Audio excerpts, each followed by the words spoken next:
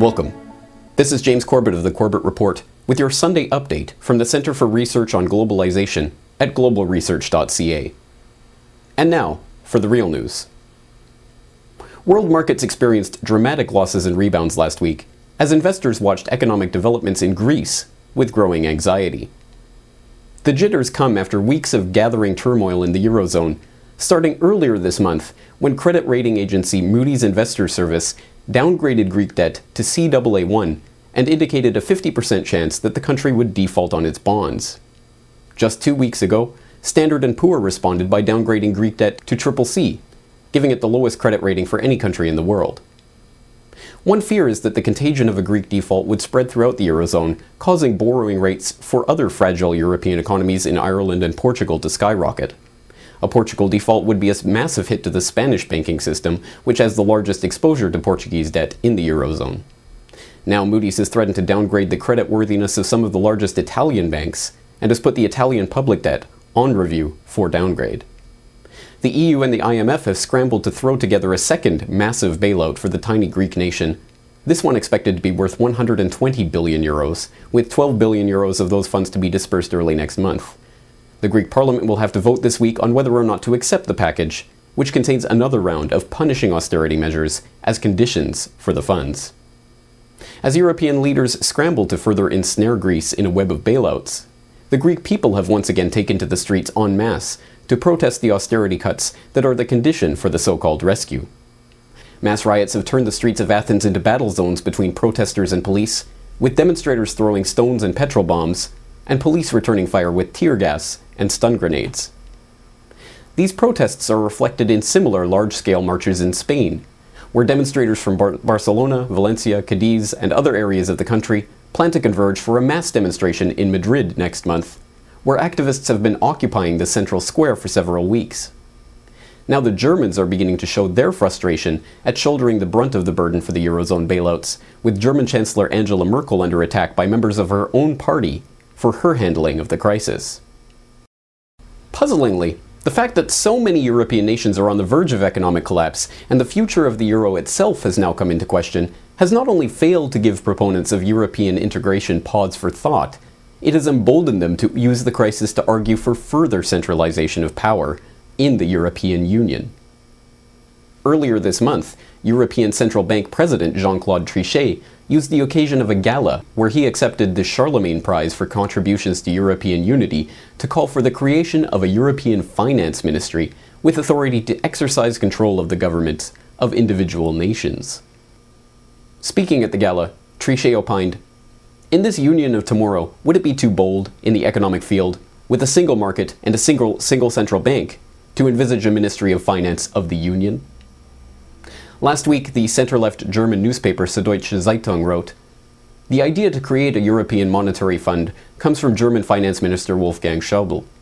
It's hardly believable that the world's second-largest currency doesn't already have such an independent institution. Perhaps some things are too ambitious for the moment, but there's no reason not to try."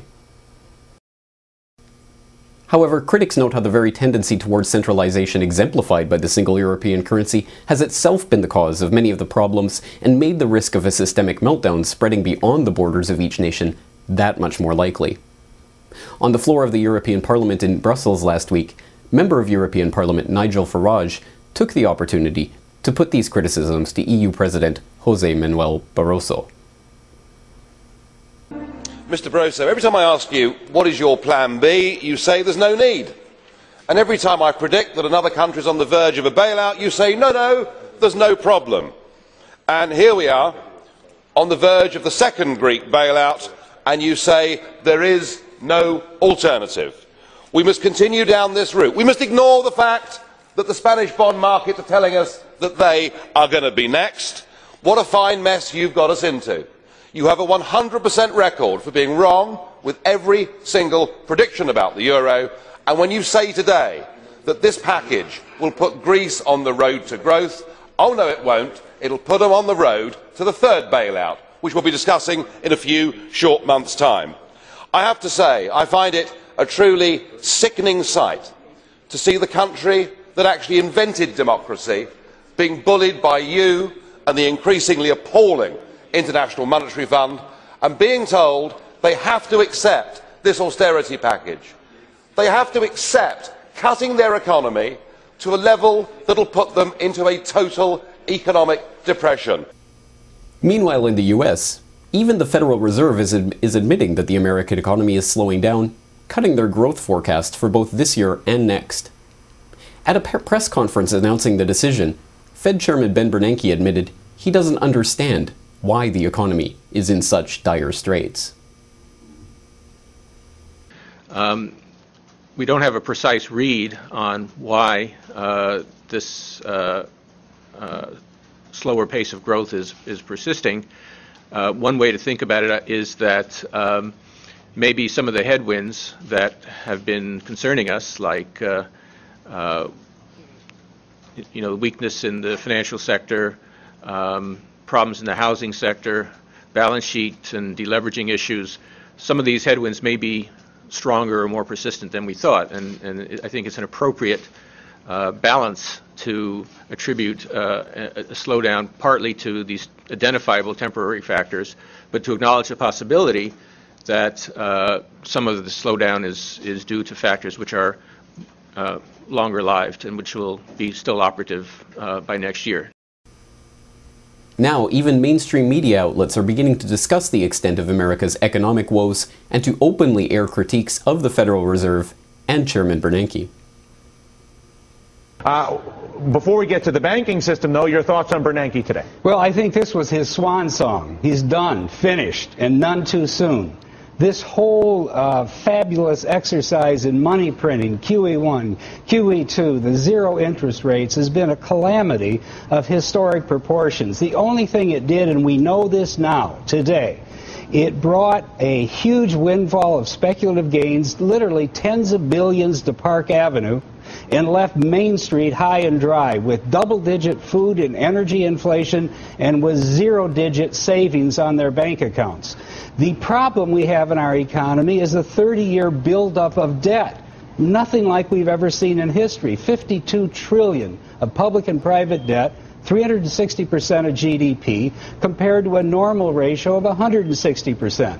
Now, what did Bernanke do over the last 2 years? He tried to drive zero rates to negative, thinking that we just need to borrow some more money, stimulate some more credit, and you can solve this problem. That's backwards. The problem is in the financial system. Perhaps unsurprisingly, the banks, vulture funds, and financiers are positioning themselves to benefit from the economic turmoil the world over. In Europe, banks such as the German investment fund StarCap, Swiss private bank Julius Baer, US asset managers BlackRock, and others have acquired 150 million euros of Greek debt in the secondary market. The bonds are currently trading at 1/2 of face value, but the vulture funds are betting on redeeming the debt at par if the bonds are secured as part of a second bailout. In the US, Wells Fargo and Deutsche Bank have attempted to redeem their reputations by promising $2.4 million for a fund that is designed to rehab foreclosed homes and provide assistance to borrowers.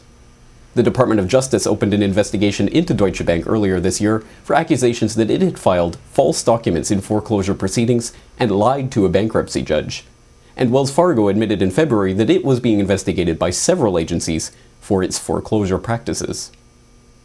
Some homeowners who have been subject to fraudulent foreclosure proceedings, however, have decided not to wait for government action, and have instead started their own foreclosure proceedings to seize bank property.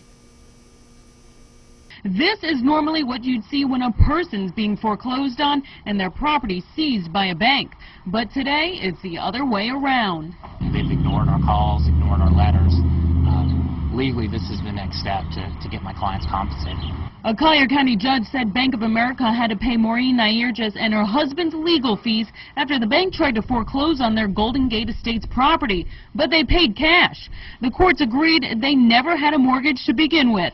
After more than 5 months, the bank still hadn't paid up. So the homeowner's attorney did just what the bank would do to get their money: seize their assets. I instructed the deputy to go in and take desks, computers, copiers, filing cabinets, including cash in the drawers. Outside the bank, several deputies stood by with movers ready to start hauling out the bank's office supplies and furniture. Inside, the homeowner's attorney was locked out of the bank manager's office by deputies while the bank manager tried to figure out what to do. He was visibly shaken. Having two sheriff's deputies sitting across your desk and a lawyer standing up behind them, demanding whatever assets are in the bank, it can be intimidating. But so is having your home foreclosed on when it wasn't right. After about an hour, the bank finally cut a check. For more on this story and other breaking news and current events, please go to globalresearch.ca. For more research and analysis by James Corbett, please go to corbettreport.com.